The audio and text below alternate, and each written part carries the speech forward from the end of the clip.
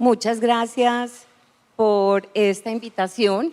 Realmente el tema del cual vamos a hablar es un tema que nos toca a todos, es un tema que está involucrado con la vida de cualquier ser humano. No sé si ya, sí, ya veo a José Manuel. Hola, José Manuel. Hola, ¿Cómo estás?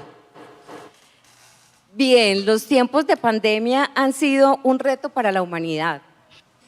Cuidar y cuidarnos definitivamente requiere conocimiento científico, pero también compasión, empatía y amor.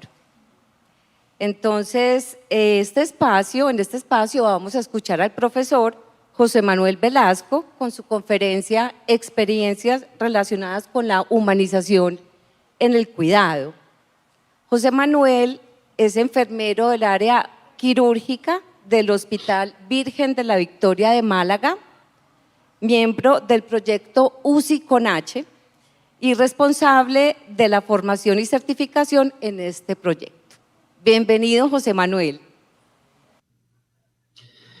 Muchas gracias, María Clara, por tu presentación y gracias también a los miembros de la Universidad Pontificia Bolivariana por darnos la oportunidad de compartir este espacio de reflexión en el que básicamente dejaremos algunas semillitas plantadas de reflexiones que algunas podamos solucionar en este momento y otras en momentos futuros. Cada uno podrá llevarse en su mochilita algunas de las reflexiones planteadas y reflexionarlas con posterioridad e interiorizarlas.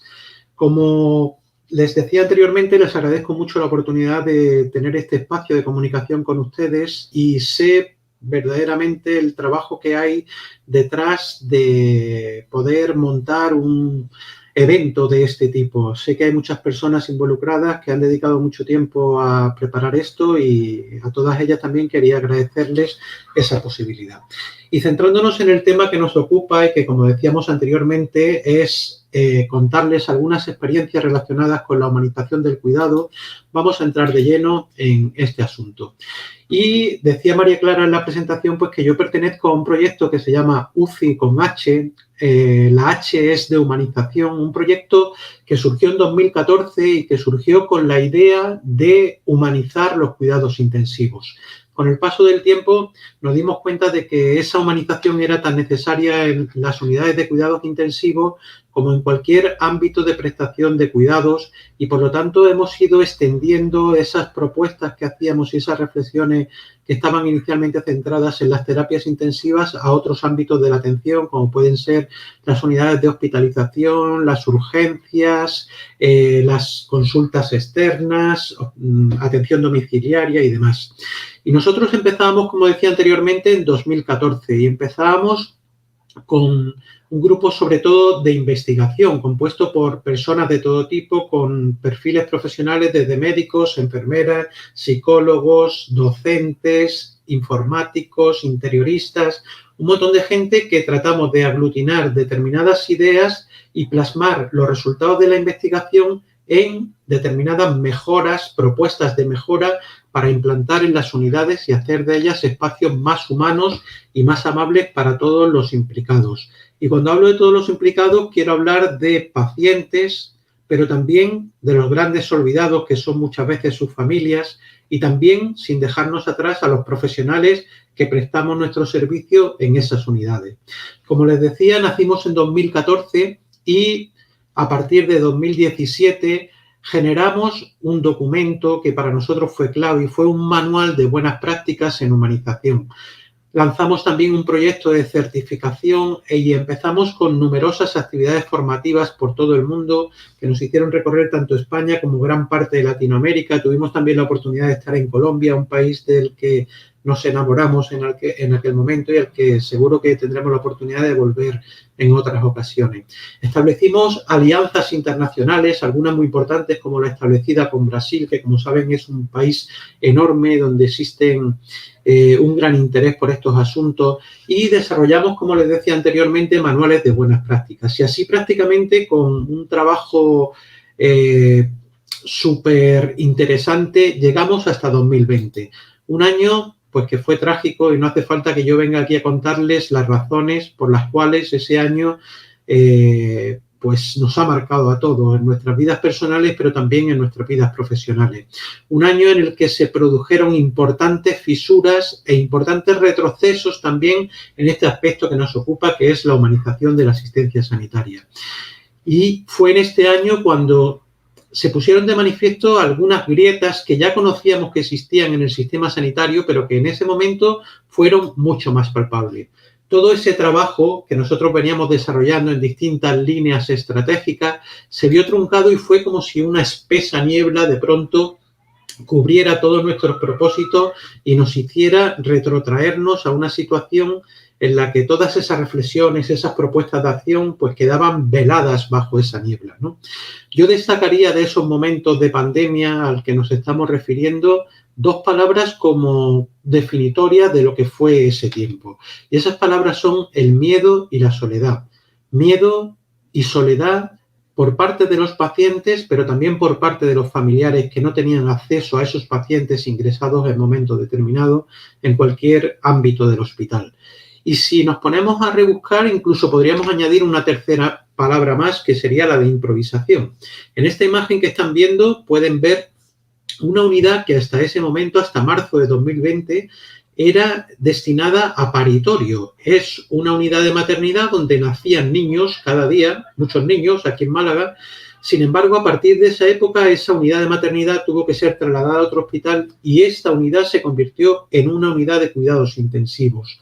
Hubo que improvisar que aquellos paritorios pasaran a convertirse en boxes, en módulos de cuidados intensivos, porque la demanda que teníamos de este tipo de pacientes en situación crítica, era tan exagerada que necesitaba que reconvirtiéramos todos nuestros recursos.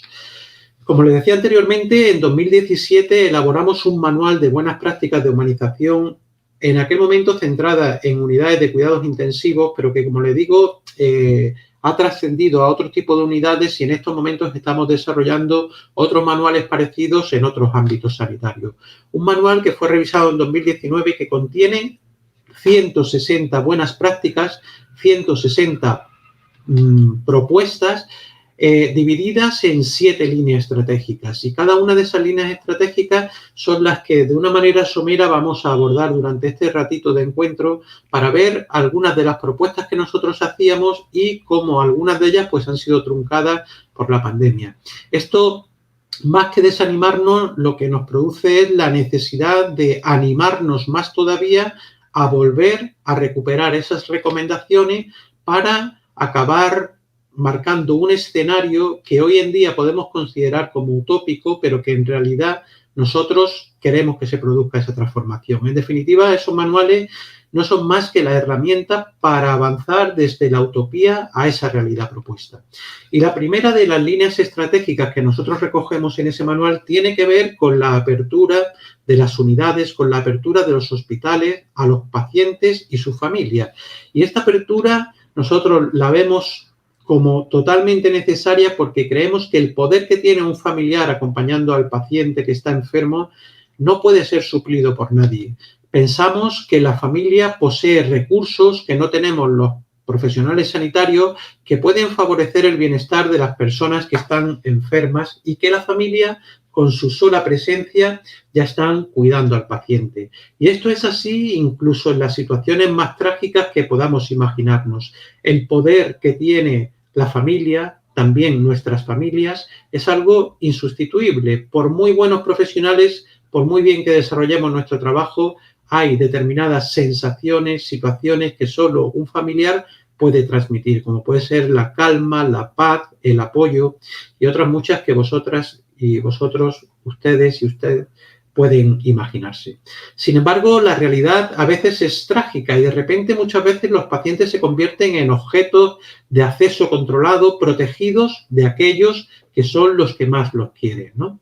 Y hablar de abrir las puertas no significa que todos los familiares y todos los amigos tengan que estar presentes todo el tiempo. Son familiares aquellas personas que el paciente elige para que les preste apoyo y confort durante su ingreso.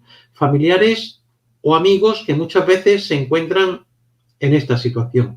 fuera de las unidades y sin poder prestar ese apoyo tan necesario simplemente cruzando esa puerta que habitualmente en muchas ocasiones se encuentran cerradas. Se encuentran cerradas pues porque hay unas normas rígidas a veces y infundadas en muchas ocasiones, pues que nos hacen llenar los centros sanitarios de carteles que al final lo que provocan es soledad. Y en cierta medida también malgastamos ese potencial que los familiares tienen como compañeros en el cuidado, dejando de considerarlos exclusivamente como visitantes. Sin embargo, como les decía anteriormente, la pandemia chocó de frente contra esas propuestas que nosotros recogíamos en nuestro manual y considerando sobre todo la protección y la prioridad de tratamiento al paciente, se olvidó por completo de las familias. Se olvidó por completo de las familias y volvieron a aparecer carteles de este tipo. Hoy sabemos que prohibir la compañía de los pacientes pues no es humano, pero tampoco es ético, ni siquiera terapéutico. Y además sabemos que contando con los medios con los que contamos de protección es algo innecesario, que resulta cruel y que puede ser inhumano. Dejamos esta parcelita y nos adentramos en otra de las líneas de trabajo que desde el proyecto UCI atendemos, como les decía, desde 2014. Y esa línea estratégica tiene que ver con la comunicación. Comunicación entre los miembros del equipo, pero comunicación también con la familia y con los propios pacientes.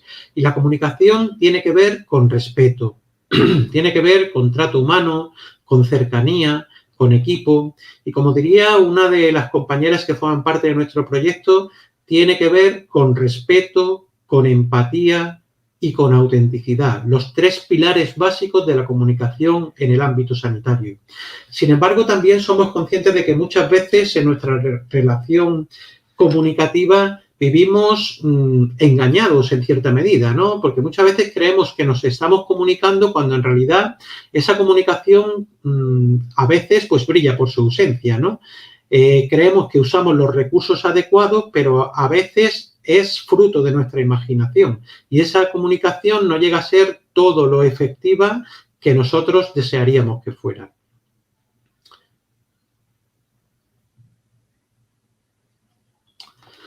Y la comunicación, la buena noticia es que también se entrena y que también puede aprenderse, igual que aprendemos distintas técnicas, si a canalizar una vía central, a hacer una intubación traqueal, podemos aprender a comunicarnos y podemos aprender a utilizar las palabras adecuadas en los momentos adecuados, porque nada más disparatado que ese refrán que dice que a las palabras se las lleva el viento.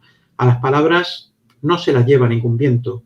Cada palabra tiene el poder de destruir, herir, maldecir o bien utilizadas, de edificar, de curar o de bendecir. La pandemia también ha afectado a la comunicación y esa comunicación que anteriormente era reglada de una manera en la que se podía proporcionar una información clínica adecuada y que además posibilitaba la reconexión del paciente con su propia familia y con los miembros del equipo, también se ha visto truncada.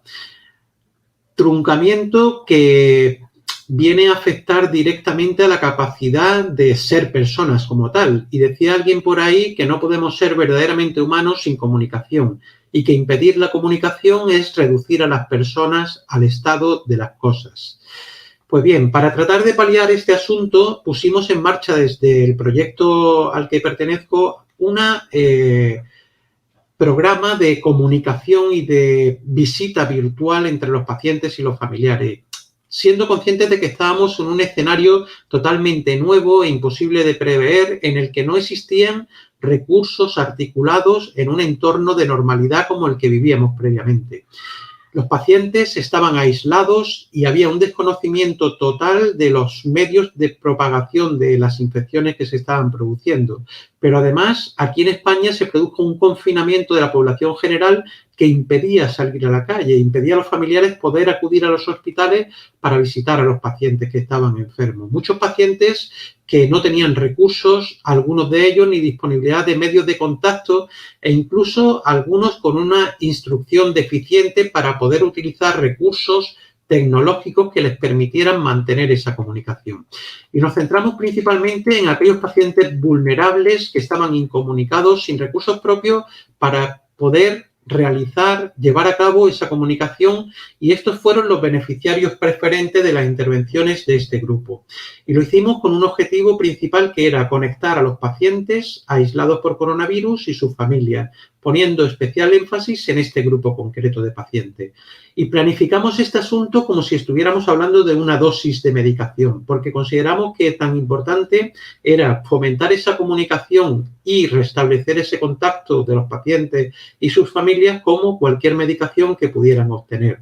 Y todo esto con el objetivo, como decíamos anteriormente, que alguien que lo está pasando mal lo pase lo mejor posible.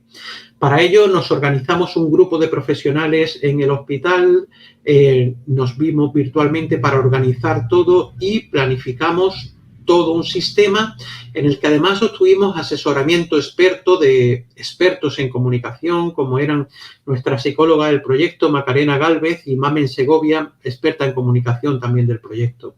Unificamos un número telefónico del hospital que divulgamos a través de los medios de comunicación para que cualquier persona que estuviera en el exterior y quisiera tener contacto con su familiar, llamando a ese número se encontrara con un equipo que iba a favorecer el que esa comunicación se prestara. E hicimos esto porque pensamos que estos encuentros no podían estar al arbitrio de que un día hubiera un profesional que estuviera motivado con estos asuntos y propiciara esa comunicación, sino que consideramos que debíamos establecerlo como algo formalmente establecido en el hospital para que todo el mundo, independientemente de sus recursos, tuviera acceso a esta posibilidad.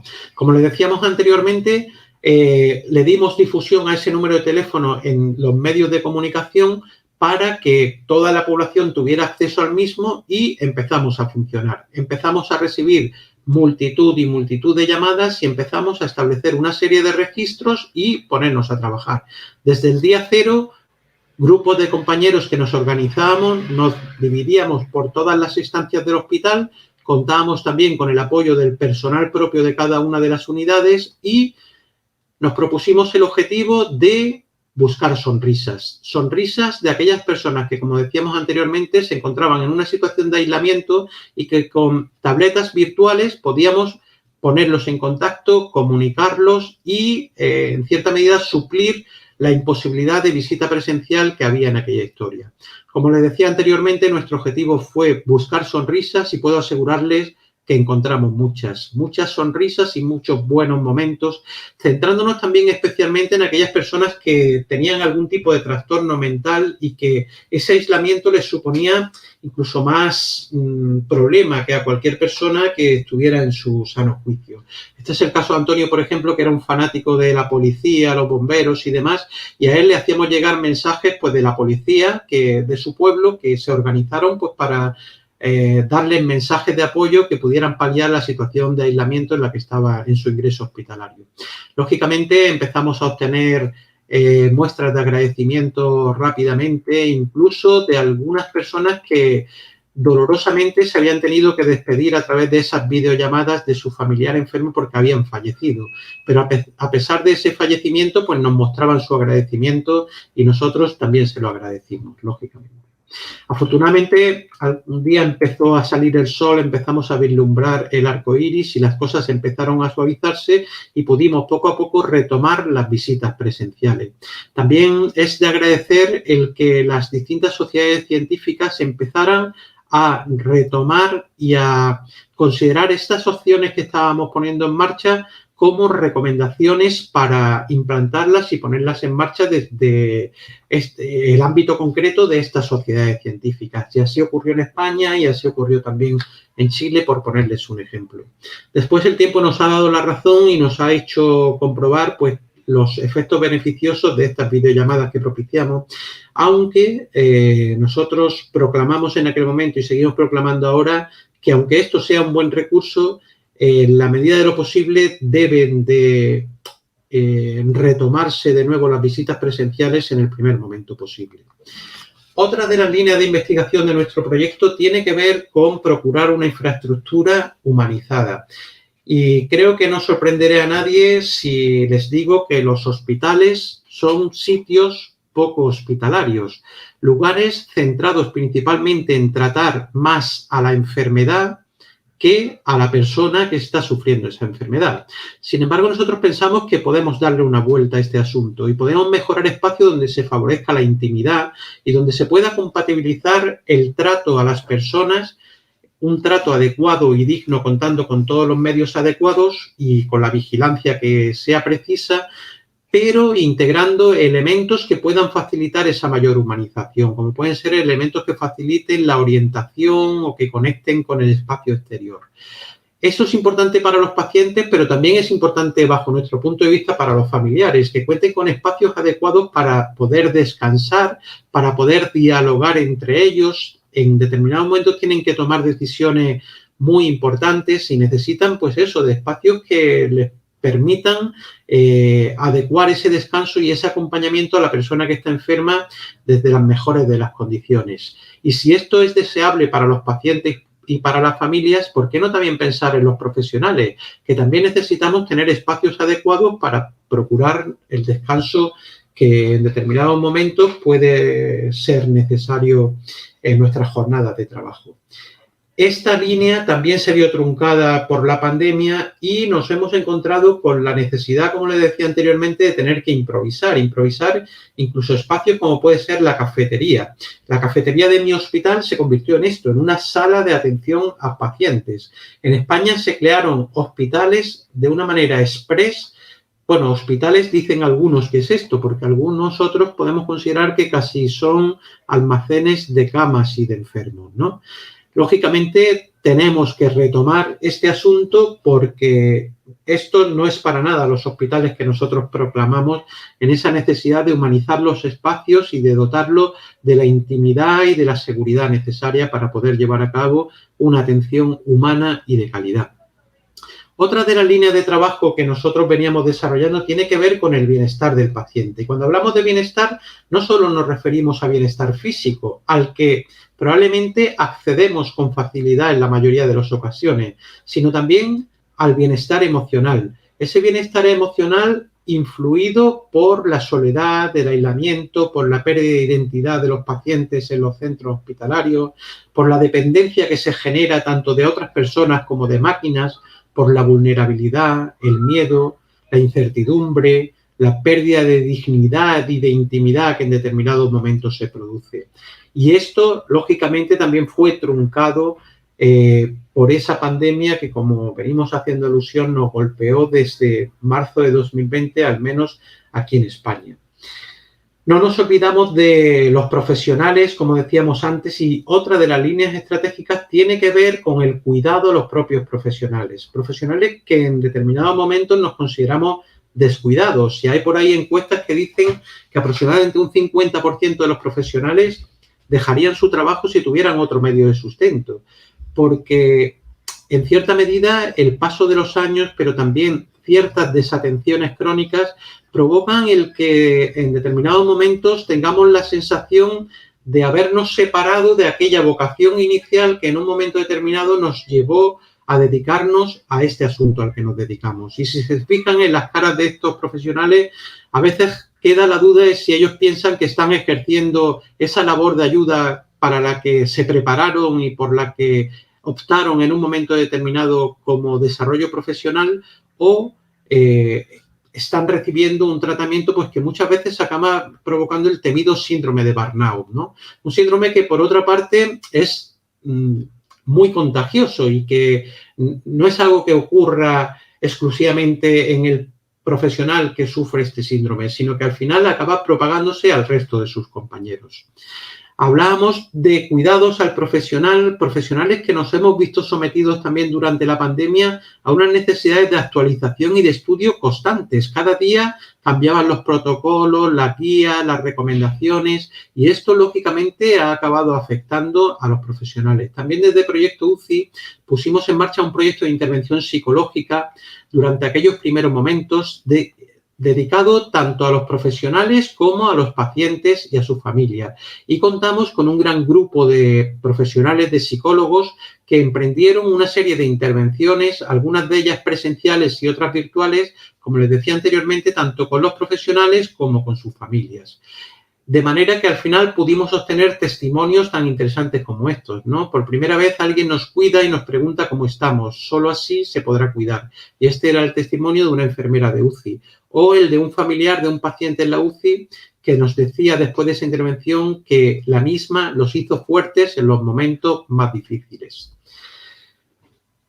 Otro apartado importantísimo que constituye otra de las líneas de investigación del proyecto es la de la prevención y manejo, así como el seguimiento del síndrome poshospitalización. Y es que todos somos conscientes de que la hospitalización no supone más que una fase de la enfermedad, pero después, una vez finalizada esa hospitalización, la enfermedad tiene unas consecuencias y tiene unos resultados, tiene unas secuelas que al final acaban afectando a la calidad de vida de las personas que han padecido esa enfermedad.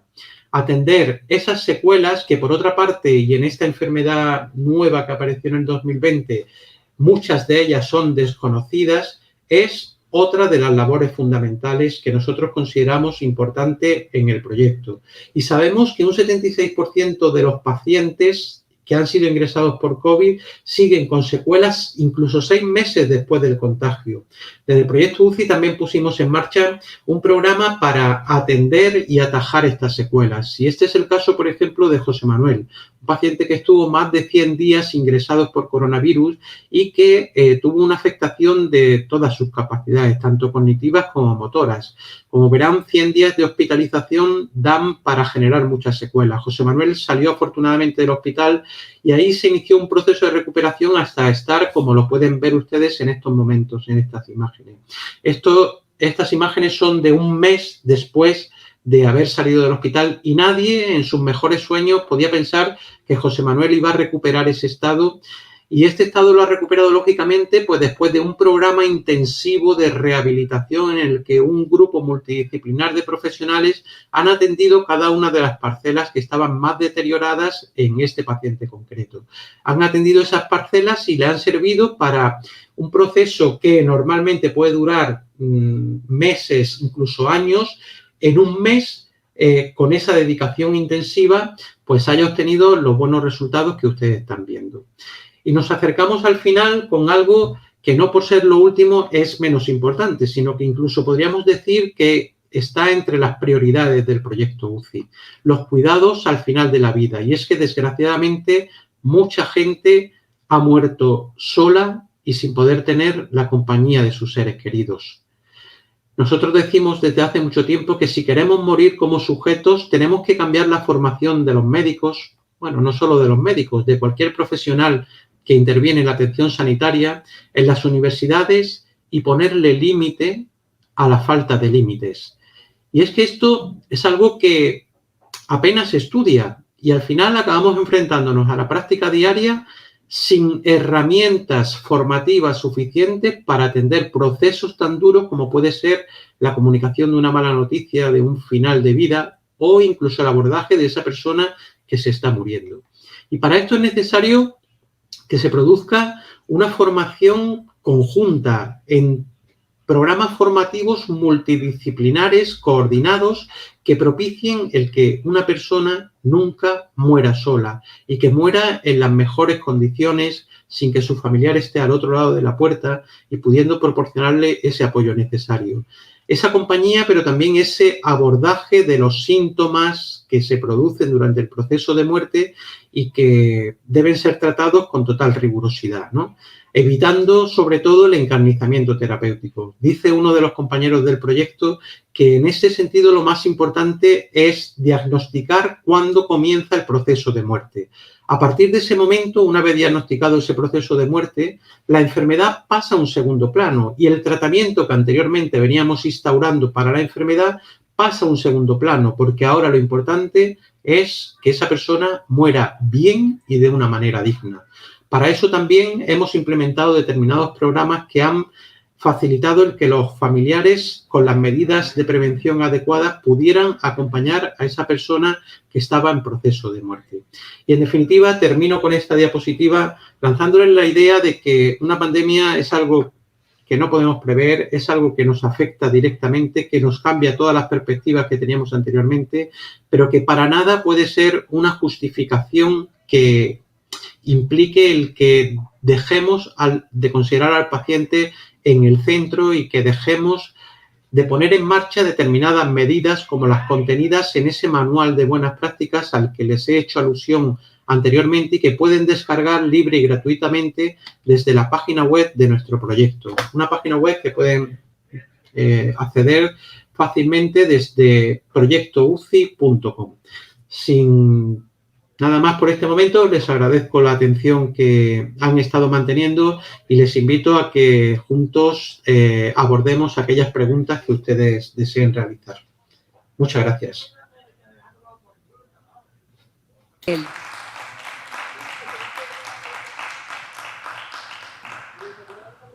Estoy gratamente sorprendida por el proceso tan interesante que han hecho de humanización en las UCIs. Realmente creo que en algún momento era imposible pensar que en una unidad de cuidados intensivos se podía realizar, por ejemplo, cuidados paliativos.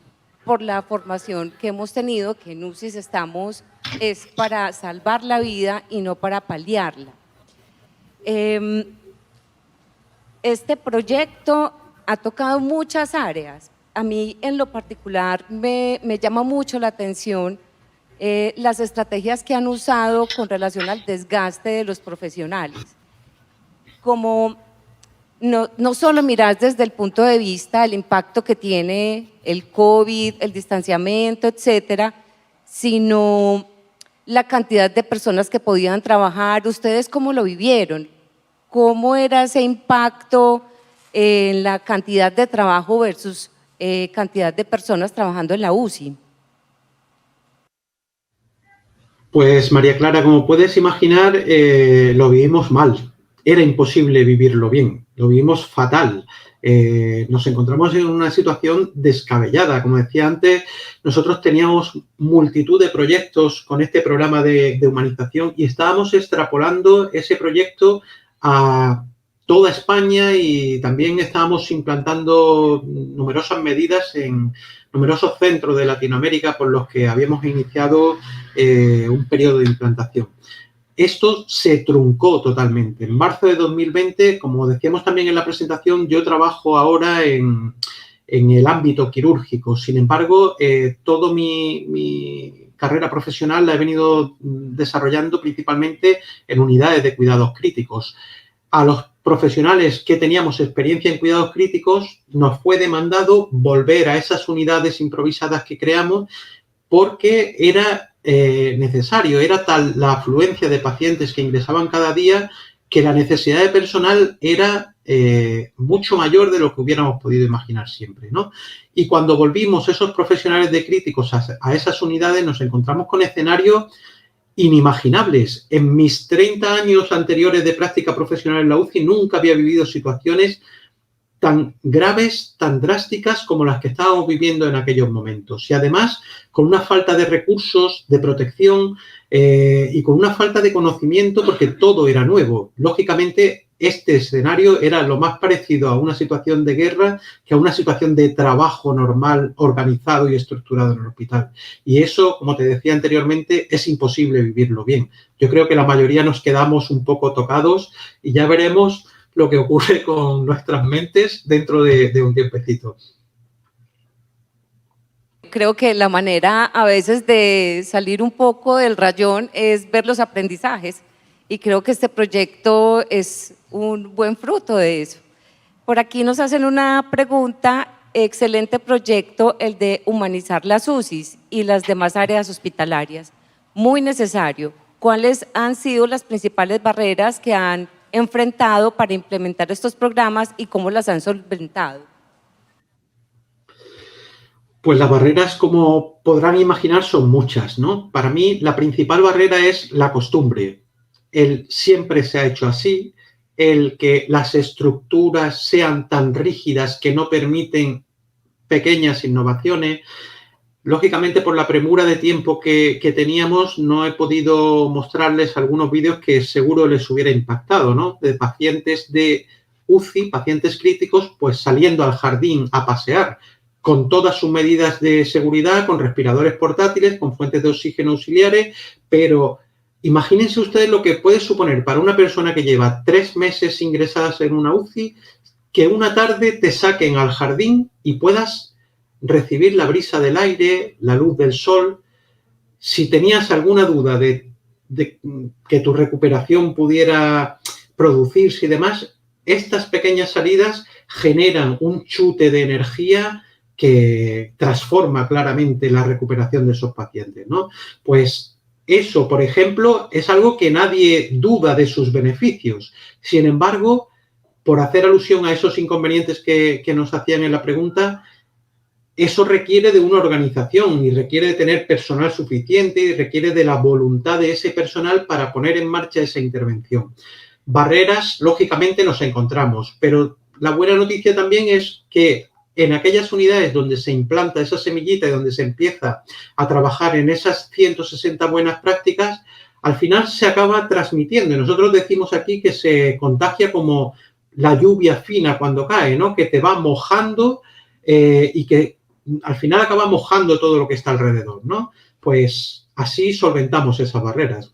Y principalmente yo creo que la mejor manera de solucionar esa barrera es, primero, con formación adecuada a los profesionales para ver que esos cambios son posibles y cómo desarrollar esos cambios, y después lanzándose a funcionar.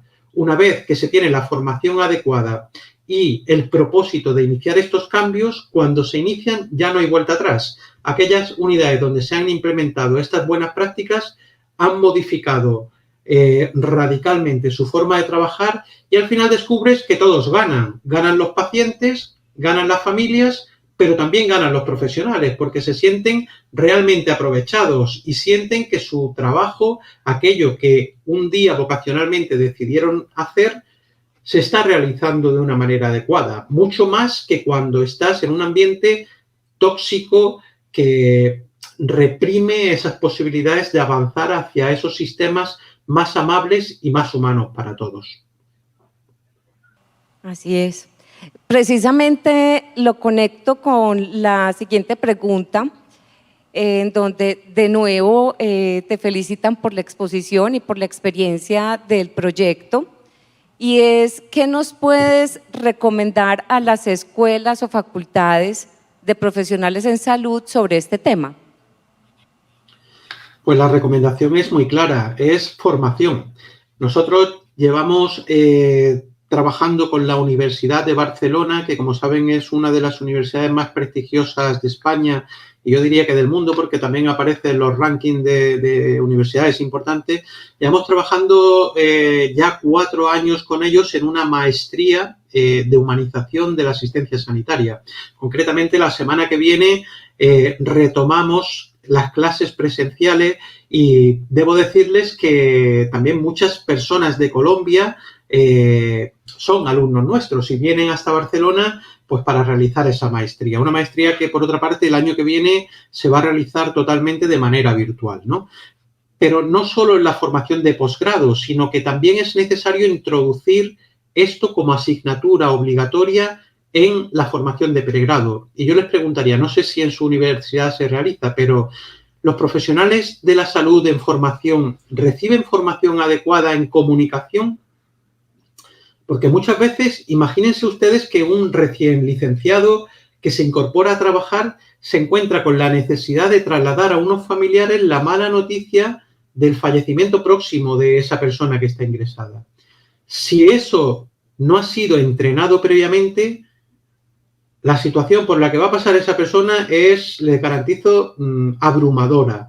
Igual que es abrumador para ese familiar que esté recibiendo esa información de alguien que no tenga el entrenamiento suficiente. Y les he hablado de comunicación porque para nosotros es la piedra angular de la humanización, pero igual de necesaria es la formación en cuidados paliativos, en reconocer el inicio de ese proceso de muerte para para desterrar esa idea de que ya no se puede hacer nada. Ahora se puede hacer mucho, lo que pasa es que hay que hacer cosas distintas y lo que hay que hacer es favorecer una muerte digna. Y eso también se entrena y se entrena con programas formativos. Por lo tanto, yo les invito a ustedes a que si no lo han hecho, incorporen sin ningún retardo contenidos y temáticas de formación en humanización de la asistencia sanitaria.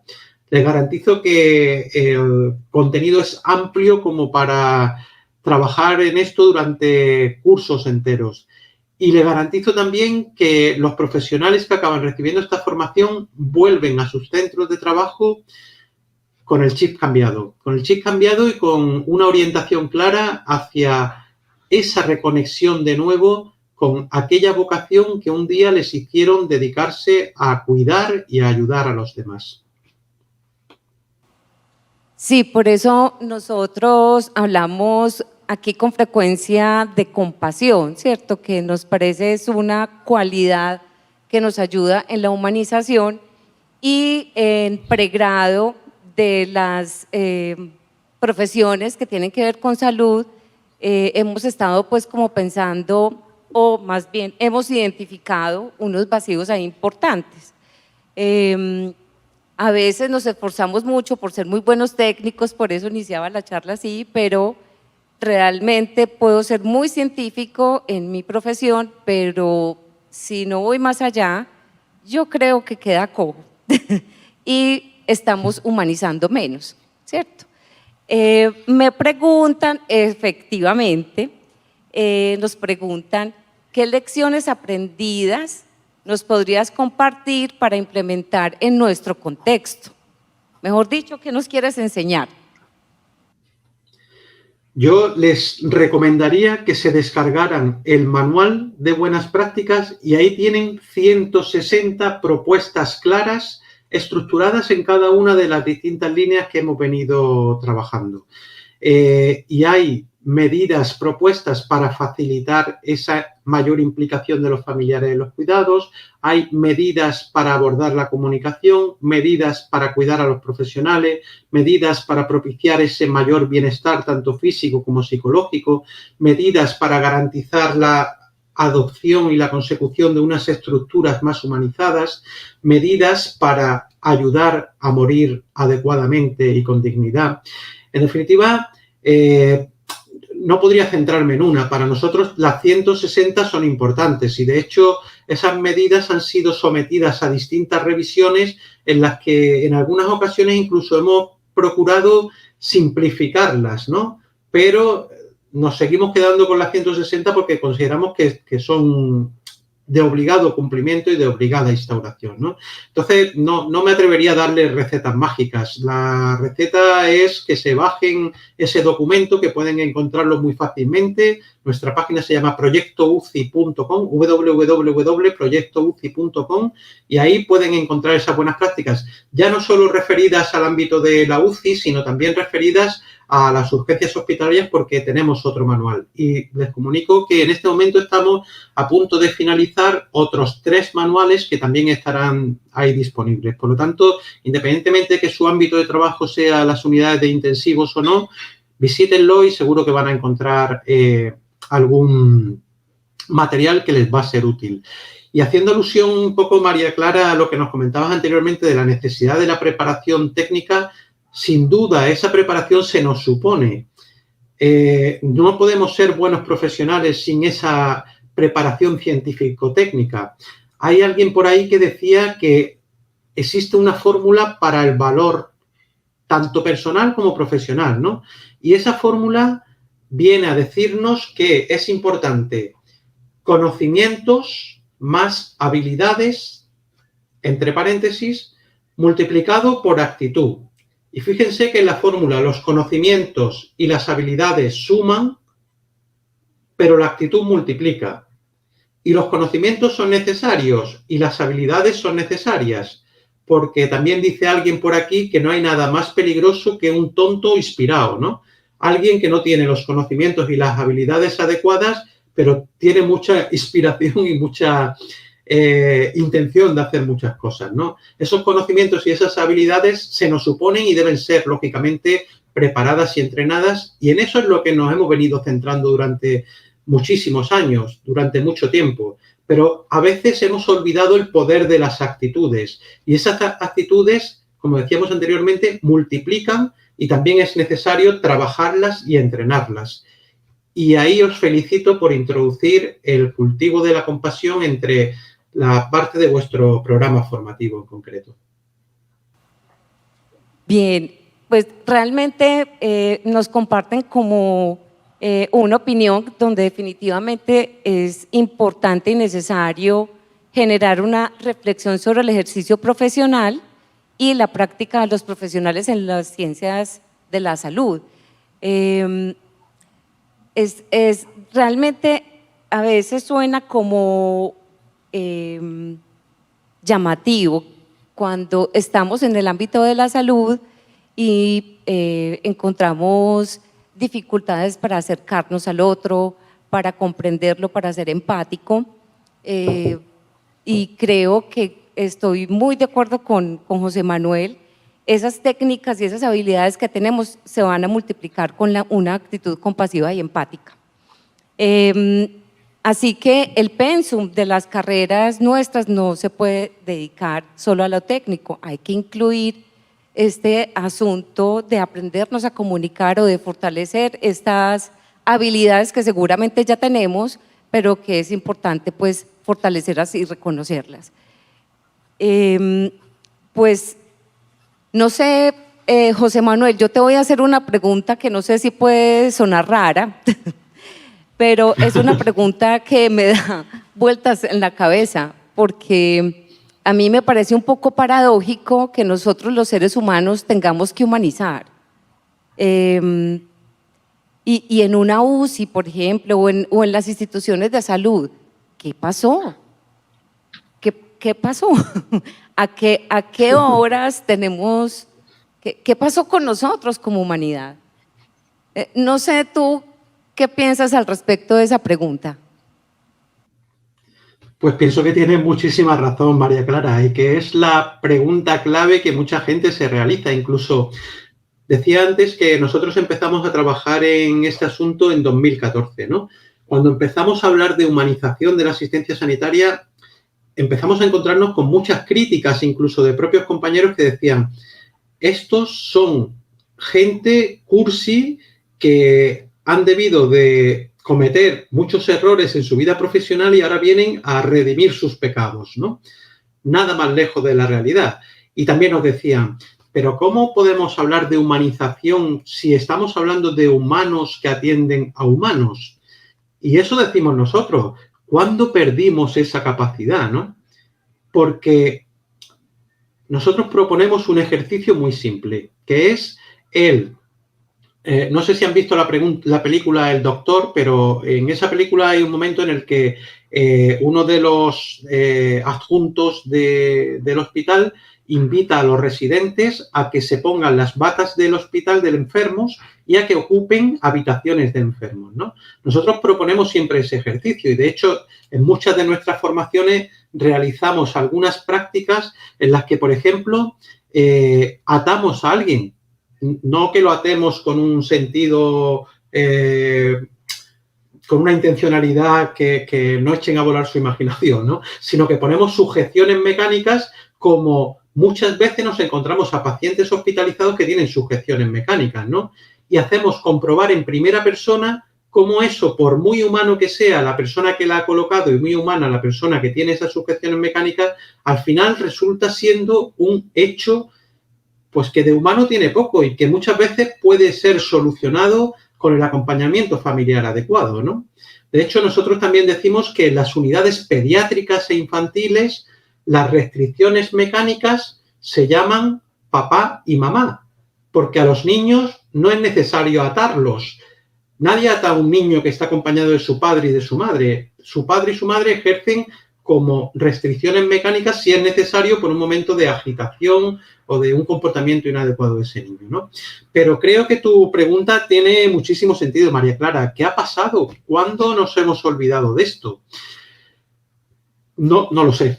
No sabría decirte cuál ha sido el punto de inflexión, pero lo que sí puedo decirte es que el día a día en los hospitales nos enfrenta a determinadas decisiones estructurales que se apartan de aquello que, cuando nos distanciamos un poquito y podemos reflexionar en profundidad, sería lo lógico y sería lo admisible.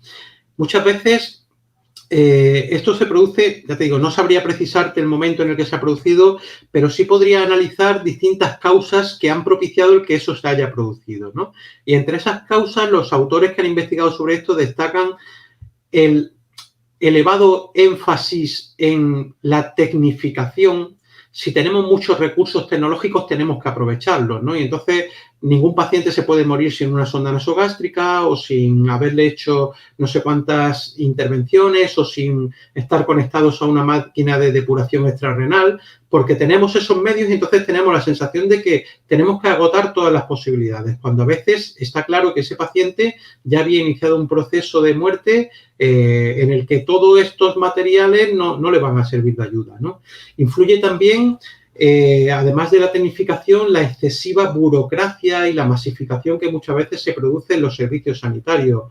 Influye también la falta de consideración que algunos profesionales concretos que no han tenido ese entrenamiento adecuado pues contagian al resto de sus compañeros, incluso cuando lideran determinadas unidades, pues son los encargados de establecer determinadas políticas o directrices, pues que van más centradas a realizar intervenciones técnicas que a fijarse realmente en esa persona que está enferma, ¿no?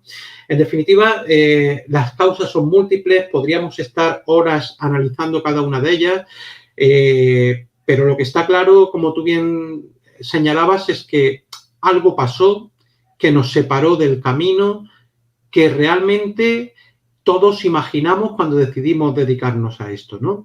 Imagino que si le hacen ustedes la pregunta a sus alumnos cuando están comenzando a recibir la formación en ciencias de la salud de por qué han elegido esa profesión, un elemento común en la mayoría de todos ellos va a ser el que han decidido dedicarse a eso porque quieren ayudar a los demás.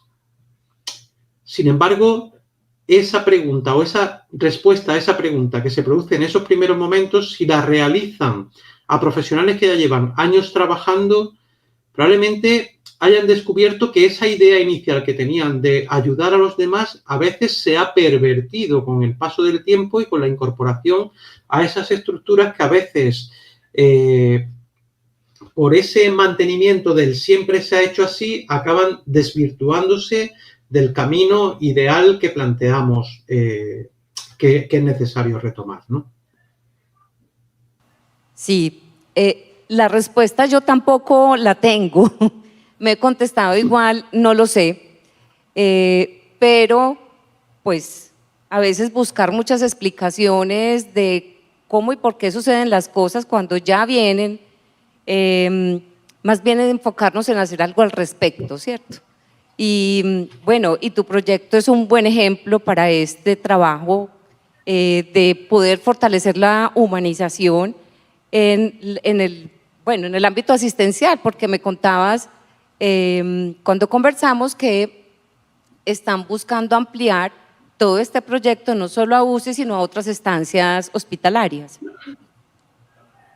Exacto. En este momento, como decía antes, ya tenemos 2 manuales de buenas prácticas publicados, uno referido a la UCI, otro referido a los servicios de urgencias y en este momento también estamos a punto de finalizar la generación de otros 3 manuales concretos. Uno de ellos dedicado a la atención a pacientes que están hospitalizados con lesión medular, otro de ellos dedicado a la atención a pacientes en consultas externas que han recibido una ostomía y otro dedicado a los servicios de radiología. Pero también estamos en continuo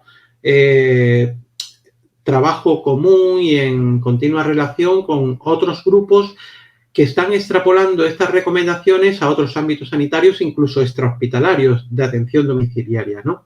Lógicamente, el trabajo de desarrollo de estos manuales no es algo que surge de la noche al día, sino que esos manuales conllevan un trabajo profundo de revisión de la bibliografía que existe acerca de estos asuntos y exige la selección de profesionales expertos en cada ámbito concreto para conjugar esas recomendaciones científicas presentes en la bibliografía con la experiencia concreta de esos profesionales expertos que tienen algo que decir y que aportar. La combinación de ciencia y de experiencia es la que posibilita esa generación de esas recomendaciones concretas, ¿no?